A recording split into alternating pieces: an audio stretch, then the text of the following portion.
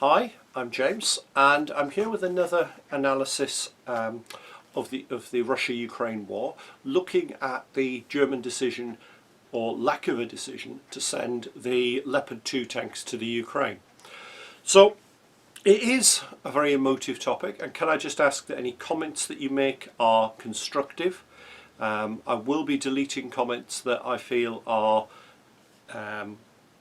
not constructive. I've had to do that on previous videos. Please be polite in your replies. Again, rude replies on either side will be deleted. So it's been said no end of times in the past that the tank is dead. It was regarded in 1918 as something that had come about due to the unique experience of the First World War. Ironically, we're seeing many signs of the similar fighting today. But you also heard it said in 1945 the Americans completely ran down their tank fleet because they saw the hollow charge and the bazooka and the Panzerfaust as making the tank obsolete. Same was said again in 1973 with the Saga missile being used by the Arab forces during the Arab-Israeli war.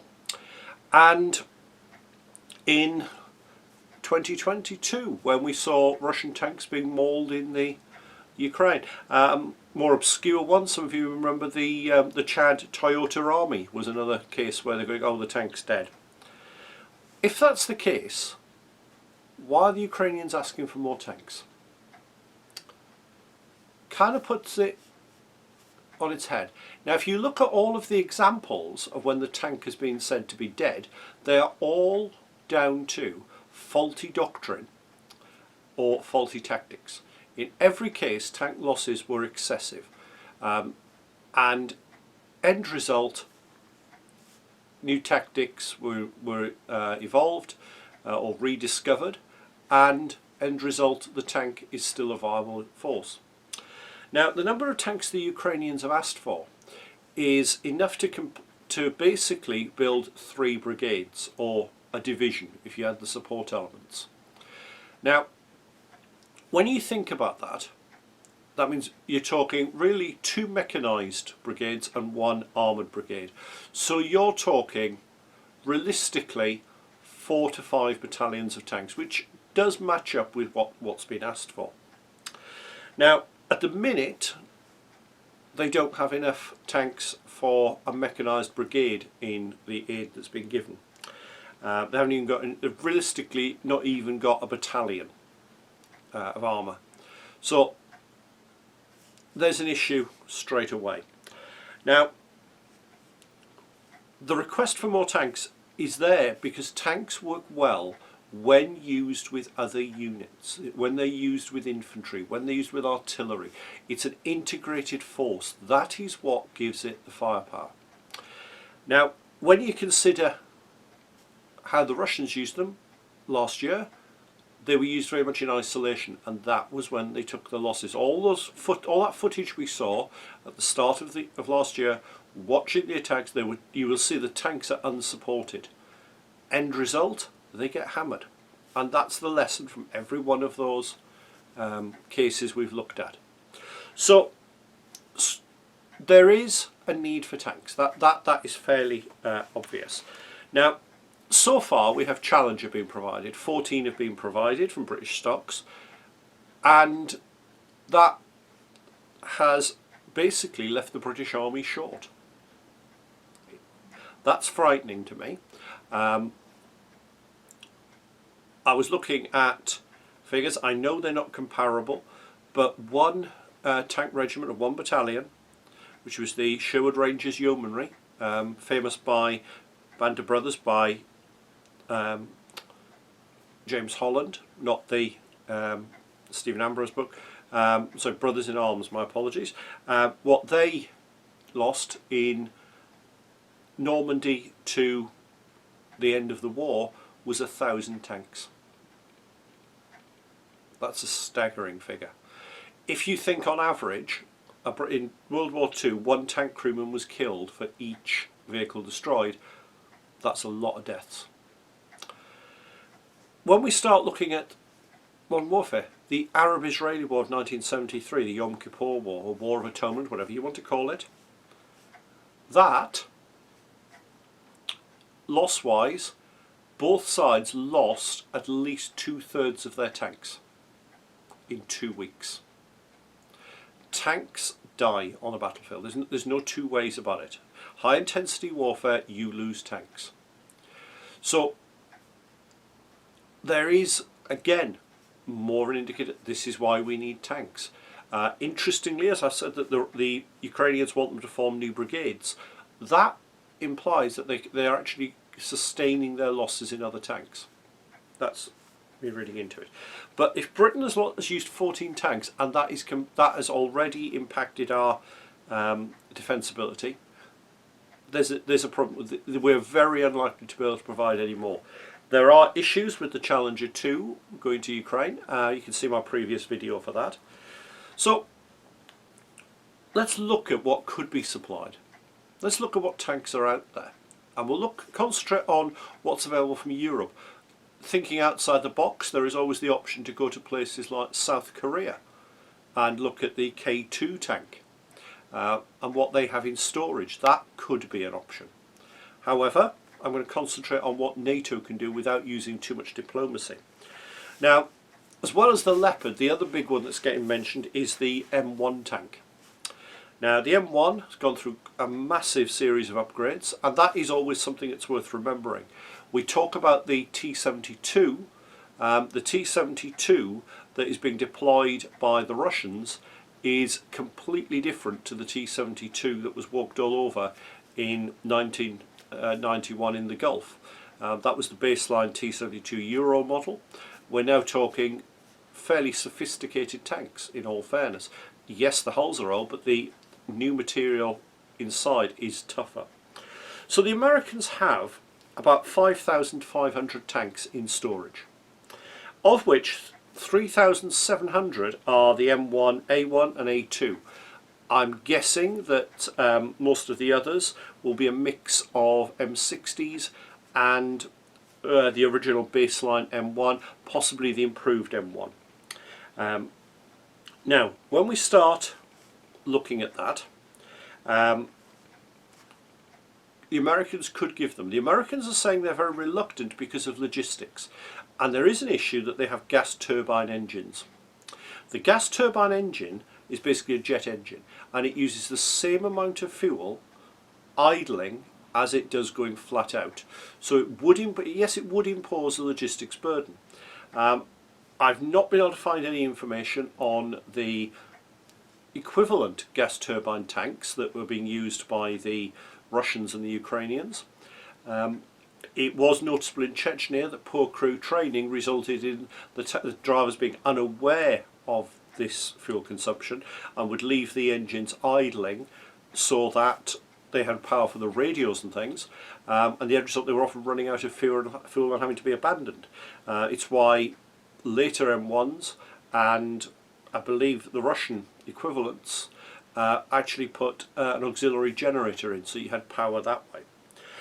So the Americans are starting to use some of this. Poland is due to get 250 of the latest model ones from 2025, but they've also do 116 M1A1s for providing their T-72s to the Ukraine. So there is a possibility there. That could be another option, is for the US to actually backfill. Again, that would take that political will to do it, but it might be a way to break the impasse and actually get tanks to the Ukraine. However, what other options are there then? Well, actually, there are about 1,300 M60 tanks in Turkey, which are predominantly M60A3s or M60A3 TTS, although I do believe they have some upgraded models as well. That could be an option. The older M60s probably aren't much use in American service. Most of them, I think, will probably be in very poor state in storage, because this is something we often forget. It takes time to prepare tanks from storage to front line. So the M60s, while they're an older generation tank, are a possibility. So that could be a route. Other tanks as well. The Poles have about 200 PT-91s, which are upgraded T-72s, and an unknown number of T-72s. I believe about 300. Everything I've done is off open source data, which is not necessarily as accurate as classified material, but everything I say in this is open source. So again, the US could consider the possibility of giving more older generation tanks, and the older Soviet tanks, admittedly heavily upgraded, to the Ukraine and provide them there. Romania has about 300 T-85 tanks, which are massively upgraded T-55s. That could be another way to do it. Looking at sort of some of the domestic tanks in Europe, we've got the C1 Ariete, which is the Italian tank.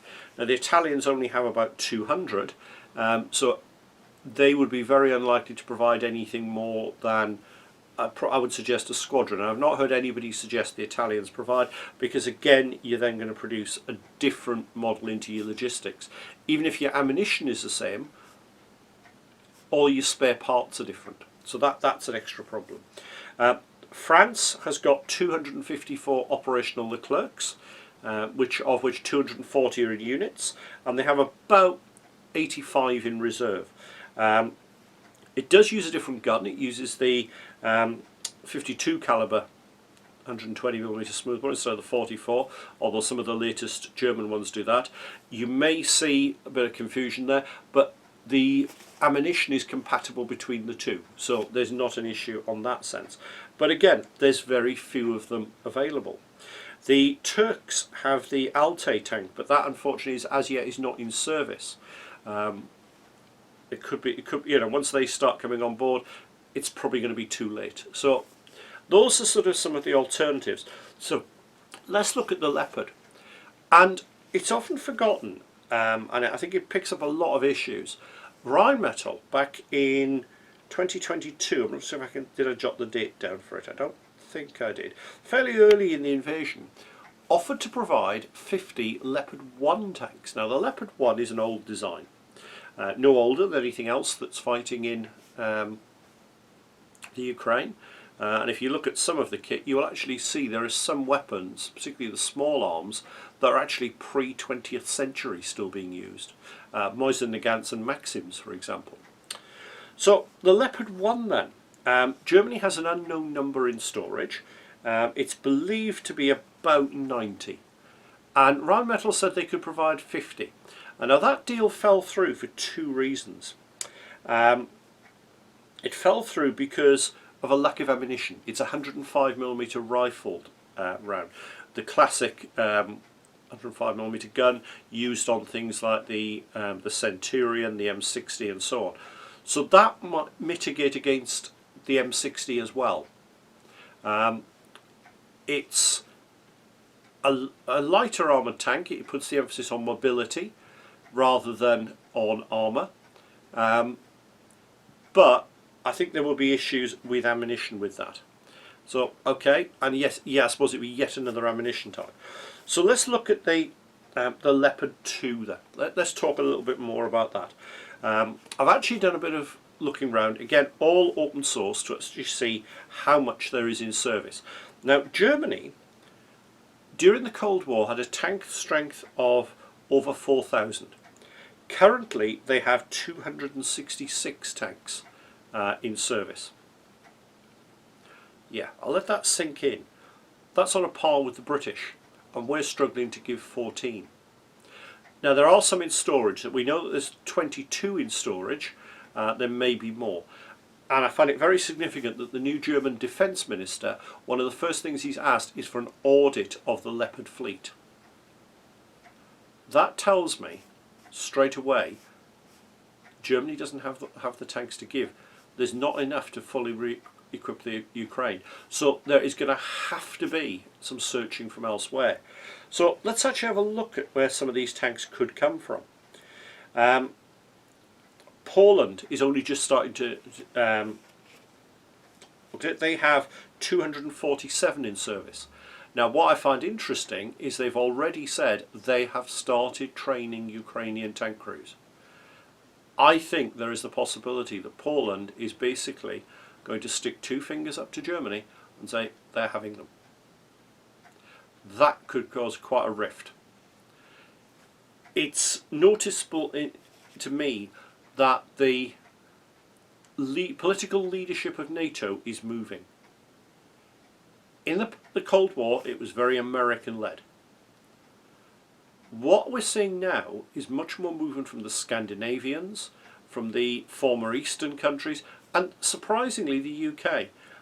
America is doing a fair bit. I mean, it's the biggest arms supplier to Ukraine by far, but it doesn't seem to be leading NATO. It's almost stepping back, which I think has always been an American approach towards NATO. Now, we have that sort of side of it. Germany is almost acting completely different to the rest of NATO, and I think the German political leadership is going to change as a result. I think there's a lot to watch for in that. So Poland could send the tanks. Turkey, I've got 84 on order. Okay, so that implies that there are some being built at the minute. Again, possible talking to Turkey. If you're already sending M1s to replace some of their M60s, an option could be, let's also extend that to your Leopard, so you have one tank type. It'll probably upset the Germans, and they may not be very keen on that because they're going to lose potential future orders, but that's a possibility. The Swiss have 380. They've sold quite a few back, but the Swiss probably, I think, not a particularly likely option because of Swiss neutrality, which is even stronger than German neutrality. So I don't think we'd see them. Sweden has about 40 with around 80 in reserve. That could be a source. Spain has got 327, although it is known a lot of them are not in good condition. Portugal 37, Norway 52, Finland 250, which are mainly in storage, and quite a few of them have been converted to things like marksman, with a new turret for anti-aircraft use, very similar to the Leopard we've already seen deployed. Denmark 57, Canada 112, Austria 114. So there's a few there. The Dutch have probably mid-30s, and the Greece has about 350. Now, when we start looking at pulling together enough vehicles for the Ukraine, that's not actually going to be easy. They're going to be different patterns with slight variations. Some of the fits have different radio sets. Some have different rangefinders. There are numerous versions of the Leopard, because you started with the Leopard 2, you then got the A1, A2, all the way up to the latest A7. So there's going to be difficulty in pulling together a homogeneous force. Is that the option then to consider thinking about older tanks? As I said earlier, they could be an option. And a worry for the Germans is, I have seen at least one report that said it would take a year to get these delivered. A year is a long time. It tells me that a lot of the countries have got very poorly mothballed kit. I think the massive issue we've had has been the end of the Cold War. Tanks were seen as out of fashion. We then have fought a lot of counterinsurgency operations. Iraq and Afghanistan. After the initial attack into Iraq, everything has been counterinsurgency. End result, we haven't actually focused on tanks. The Canadian Army gave up its tanks completely to replace them with wheeled gun systems, and then had to very quickly do an about turn on that. The Dutch were doing something similar. We don't have the many reserves of tanks across the whole of NATO. what does the West do? There seems to be a huge reluctance to send anything from Germany, and I can understand why. There are domestic political issues. There is also the impact of German tanks on the Russian psychology, and similar issue with the American M1. One of the big things that's been said about that is, if it's NATO, then generally those tanks being supplied would be seen as supporting the Ukraine. America, by stepping in, would feel like an escalation. Now, I don't necessarily agree with that as a position, but I do think it's something that's there in the background. We also need to consider, looking at the historical perspective, American isolationism. America doesn't, if I'm honest, gain a lot out of this by providing the support. NATO, the rest of NATO, or European NATO, has got the issue of the Russians are on the border. Hence, yeah, we perhaps want to consider a bit more. It's not the old Soviet threat. I think we need to be clear on that. It's still a threat, but less of one. So politically, there are issues. I think the solution may be, if the Germans won't agree, some countries actually just thinking, let's just go ahead on our own, and move the focus of where they buy future equipment from to probably the United States, who's really the only realistic option for most people for tanks, if you don't go to Germany, or do very small scale domestic production. That, I think, is a possibility, and that might just break the logjam once countries actually start saying, no, we're going to send the tanks anyway. The Germans may then, okay, yeah, we will accept that. Germany on its own now can't provide it. I thought that was an issue. It obviously is when you look at their numbers. So I think this is going to be one to watch, and I will be interested to see where it goes. I'm quite looking forward to seeing how accurate my predictions are. If they are completely wrong, please, professionals get it wrong. I'm an amateur. But hopefully it's given you a bit of an insight. Hopefully you've enjoyed the video. If you have, please click on the like button below so that I know what people like and I know what to make more of. Alternatively, if you've enjoyed it and think you'd like to see more, please click on the subscribe button. That way you get notified by YouTube whenever I bring out a new video.